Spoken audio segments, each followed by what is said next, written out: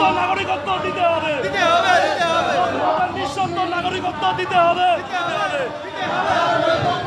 মাননীয় মা বড় মা মমতা ঠাকুর, জয় হরিচাঁদ, জয় গুরুচাঁদ। আমরা আজকে সমস্ত মতুয়া পাগল গোসাই এখানে এসছি। বড় মা বীণাপাণি ঠাকুর যে আন্দোলন করেছিল, সমস্ত মতুয়াদের নিঃশর্ত নাগরিকত্ব দিতে হবে। আমরা মা মমতা ঠাকুরের অনুপ্রেরণায় এসছি। সমস্ত মতুয়াদের, বিশ্বব্যাপী মতুয়াদের নাগরিকত্ব দিতে হবে, মতুয়াদের নাগরিকত্ব দিতে হবে, মতুয়াদের নিঃশর্ত নাগরিকত্ব দিতে হবে, মতুয়াদের নিঃশর্ত নাগরিকত্ব দিতে হবে, মতুয়াদের নিঃশর্ত নাগরিকত্ব দিতে হবে, মতুয়াদের নিঃশর্ত। নিঃশর্ত নাগরিকত্ব বিষয়টা কি? বিষয়টা হচ্ছে 2010 সালে বড় মা যে ধর্মতলায় মিটিং ডেকেছিলেন, দলে দলে আমাদের সমস্ত মতুয়ারা 28শে ডিসেম্বর 2010 সালে আমরা সবাই গেছিলাম।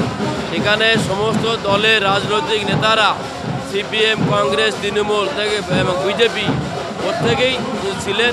প্রতিটা নেতারাই তখন কথা দিয়েছিলেন আমরা এই বিষয়টা ভাববো এবং আমাদের মতুয়াদের নিঃশর্ত নাগরিকত্ব দেবে।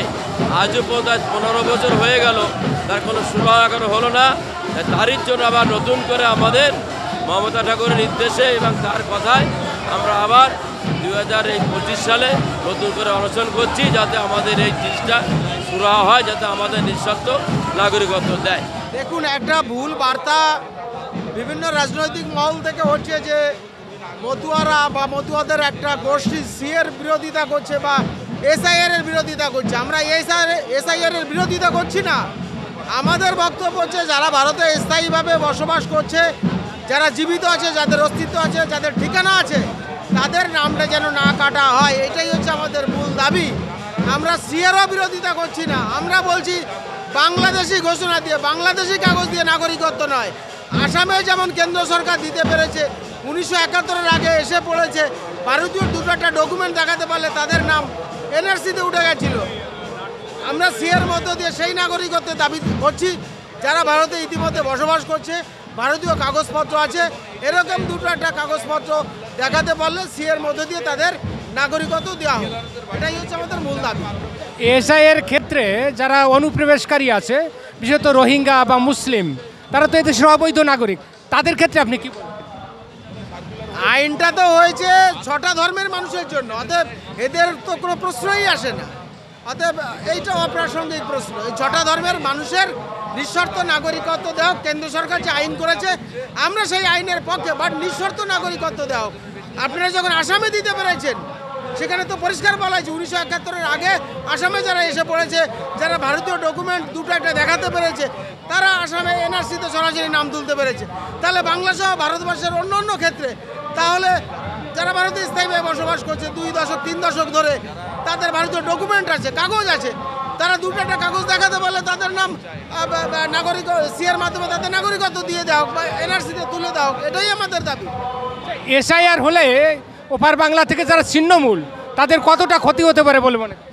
দেখুন, এসআইআর হলে আপনারা দেখছেন আজকের এসআইআরটা বিগত দিনের এসআইআরের মতো নয়। এর সঙ্গে নাগরিকত্ব বিষয়টা জুড়ে দেওয়া হয়েছে, যেটা প্রমাণ করা খুব কঠিন, এবং তার মধ্যে সিএ লাগু হয়েছে, যে কারণে একটা বড় অংশের মানুষ, প্রায় 99% মানুষ, 99% 95% মানুষের নামটা বাদ পড়বে। এবং 2002 সালের পরে বাংলাদেশে যেভাবে সংখ্যালঘুদের উপর অত্যাচার হয়েছে, তাতে 2002 সালের পরে একটা ব্যাপক সংখ্যক মানুষ এসেছে। এই মানুষগুলো কোনোভাবেই তাদের লিঙ্ক, অর্থাৎ বংশ পরম্পরায় তাদের বাপঠাকুরদার লিঙ্কটা সেটা দেখাতে পারবে না, অর্থাৎ সেই মানুষগুলো বাদ যাবে। অসংখ্য ধন্যবাদ আমার চ্যানেল থেকে সুকেশবাবু। উনি অনেকটা যুক্তিপূর্ণই কথা বললেন যে যদি এসআইআর হয়, ভোটার লিস্টে 2002 সালে যাদের নাম নেই, প্রকৃতপক্ষে তাদের অনেকেরই নাম বাদ যাবে, মতুয়া নমশূদ্র যারা রয়েছে। আসলে এসআইআরে যাতে তাদের নাম না কাটা যায়, তার জন্যেই ওনাদের এই অনশন। এখনও মতুয়া মাতা মমতা ঠাকুর আসেননি। আমি ঘুরে দেখাচ্ছি আপনাদেরকে অনশন মঞ্চটা। দেখুন যারা রয়েছে, গোসাই বাবা রয়েছেন অনশন মঞ্চে।